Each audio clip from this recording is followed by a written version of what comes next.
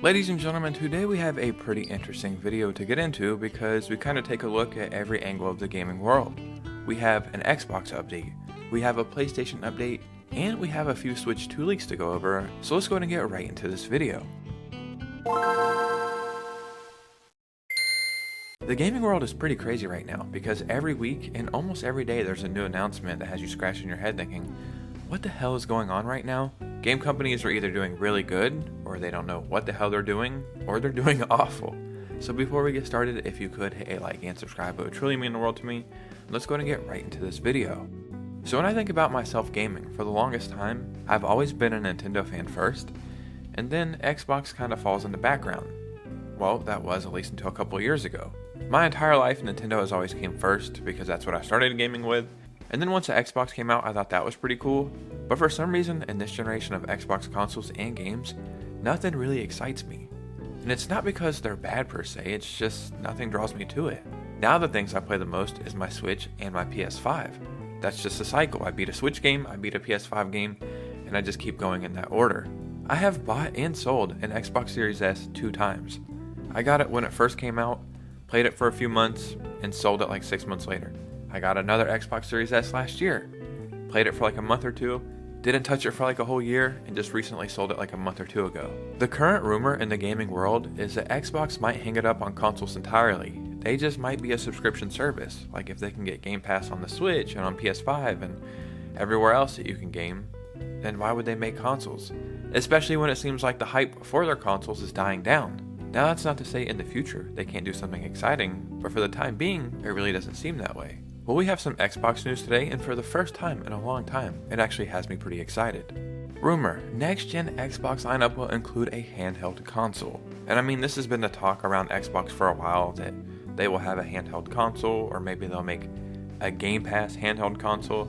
So this isn't the most surprising news, but I'm still a little excited. One of Microsoft's next-gen Xbox consoles will be a handheld device, a well-known industry insider has said. This claim was offered as part of a slightly more comprehensive overview of Microsoft's supposed plans for the present and future of Xbox. Such a device may be indeed in the works, Windows Central's Jess Corden reports, citing sources familiar with the matter.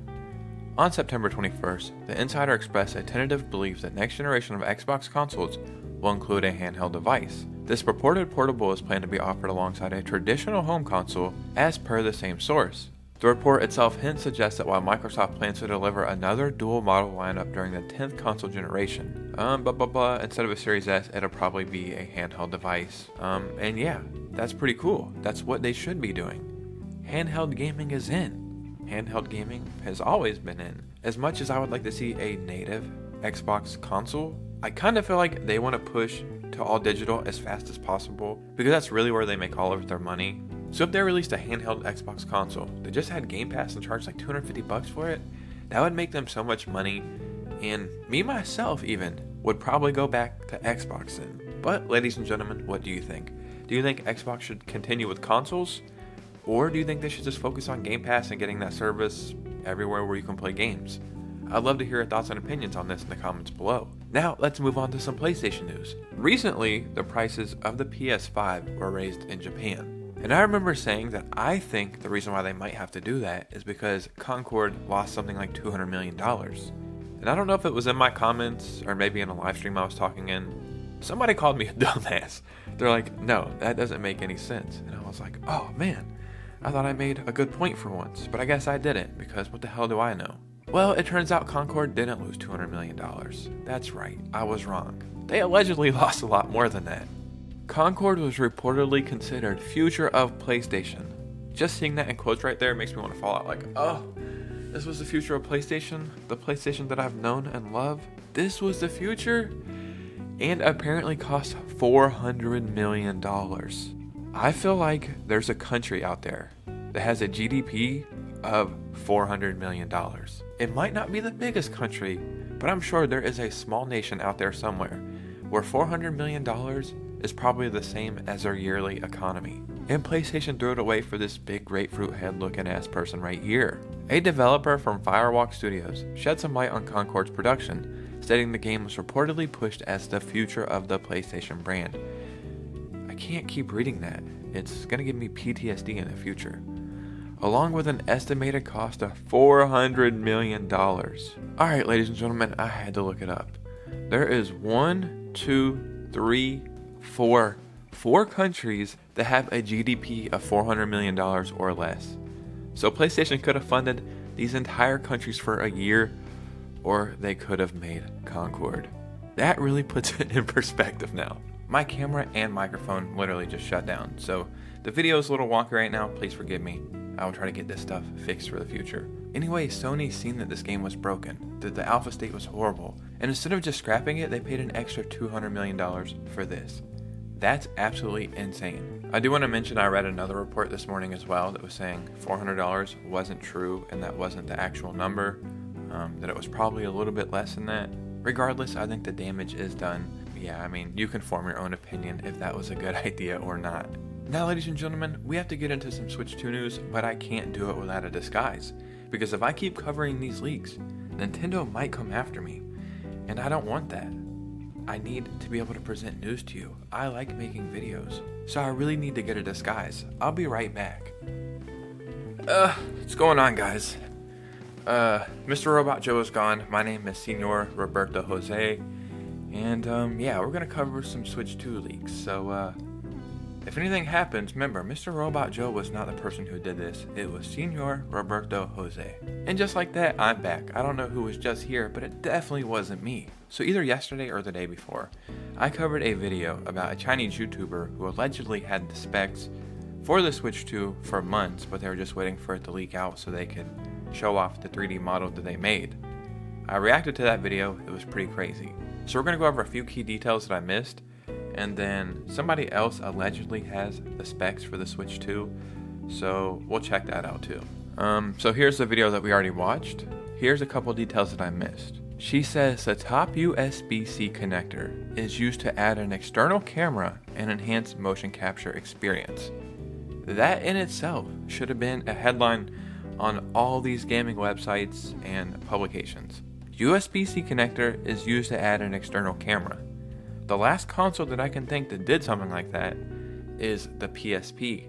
And in my opinion, it just shows that Nintendo is really trying to make this a super fun generation. They summarize the details of the NVIDIA T239 chip. I think it's 12 gigabytes of RAM, 256 gigabytes of storage, and that's a GPU. I'm going to compare this to the other leak we're going to go over. Maybe that's the same. She says there will be a presentation next month, which is October. We were hoping for a Nintendo Direct in September because one has happened every year for the past 8 years. So maybe on Monday, which will be tomorrow, the day you're watching this video, Nintendo will announce a Direct for Tuesday or Wednesday or Thursday. But if not, all signs really do point to October being the Switch 2 reveal. So here's a post over on Twitter, and these are the alleged specs of the Switch 2. Handheld right above the PS4 before DLSS. Docked between PS4 Pro and Xbox Series S before DLSS with more modern hardware than the former. That is amazing. I have played my Switch docked to the TV maybe 20 times, and I really feel like I'm stretching that number out. If this is true, I think I will play my Switch 2 docked to the TV a lot. RAM, slower than the PS5 and Xbox Series X and S in the speed department, but more capacity than the Xbox Series S. Should have 10.5 to 11 gigabytes of RAM, and then she said 12 gigabytes of RAM, so it's right on that threshold. So seeing these two leaks right here, and especially the one with a Chinese YouTuber, I feel like hers are super credible. It kind of mirrors what we've been hearing for the past year. Ever since there was that initial Gamescom presentation, I think in Germany last year, when that Breath of the Wild demo was allegedly shown off, ever since then we've been hearing the same rumors. As strong as a PS4 handheld, but a little bit stronger docked. 12 gigabytes of RAM, which is super impressive. 256 gigabytes of base storage. But the one thing that I cannot get off my mind is the USB-C connector for an external camera. I just feel like it's going to be so freaking fun this generation. And I think that's why I love Nintendo so much, is because they focus on fun. And it truly reminds me of why we started gaming. Before esports was a thing. Before maybe speedrunning and competitive shooters and online everything. I'm not saying there's anything inherently bad with all of those things. But when we first all started gaming, it was just to game, to have fun, to share secrets and rumors and tips and And I think Nintendo's really able to capture that special feeling, so I think we're going to have that same feeling moving forward towards the Switch 2. Ladies and gentlemen, please forgive this video. My camera was tweaking out, my microphone was messed up, like unconnecting and connecting, so I might have had to cut some parts out of this video, and it doesn't make sense. Yeah, hopefully tomorrow's video will be way better. If you've made it this far, why don't you follow me on Instagram, because that would be pretty cool. And you guys know me, I will see you soon with a new video. Peace out.